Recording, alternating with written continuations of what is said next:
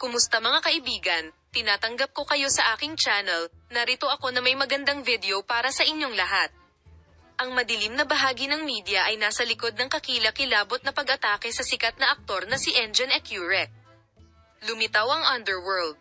Ang insidenteng naganap sa Berlin, ang kabisera ng Germany, ay ikinabahala ng mga tagahanga ng sikat na aktor. Ang pag-atake ay naganap sa gabi nang si Ecurek ay aalis sa isang kaganapan. Ang sikat na aktor ay inatake ng hindi pa nakikilalang mga tao habang paakay sa kanyang sasakyan, ngunit lumabas na ang insidente ay hindi isang simpleng pagtatangka ng pagnanakaw at bahagi ng isang mas komplikado at madilim na plano. Kinilala ng mga lokal na awtoridad ang malakas na organisadong grupo ng krimen sa likod ng pag-atake bilang ang mafia ng German underground. Ang isang detalyadong pagsisiyasat ay nagsiwalat na ang lokal na pulisya ay gumawa ng sama-samang pagsisikap na kilalanin ang mga pinuno ng organisasyong kriminal at ang mga nagpaplano ng pag-atake. Inanunsyo ng mga pinuno ng mafia na si Engin Ecurek ay na-target para sa isang tiyak na dahilan at na ang pag-atake ay nangyari bilang isang resulta ng isang kombinasyon ng mga komplikadong mga kadahilanan.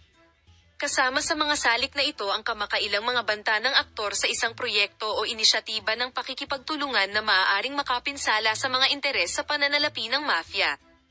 Iniuugnay din ng mga opisyal ng pulisya ang pagpaplano ng pag-atake sa profesionalismo at maselang organisasyon. Naniniwala siya na ang insidente ay hindi lamang nagsapanganib sa buhay ni Ecurek, ngunit bahagi rin ng isang malakihang operasyon ng mafia. Ang mga kaganapang ito ay nag-iwan ng impresyon na ang German underworld ay nahaharap sa isang malakihang operasyon ng paglilinis. Sinabi ng sikat na aktor na ang pulisya at mga unit ng seguridad ay nasa isang mapaminsalang paglaban sa mga organisasyong kriminal. Ang katotohanang nakaligtas si Engin Ecurek sa pag-atake ay lalong nagpapatibay sa determinasyon ng mga awtoridad na labanan ng krimen.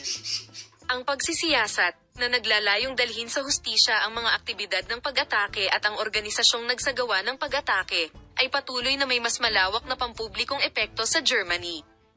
Salamat sa panonood ng video.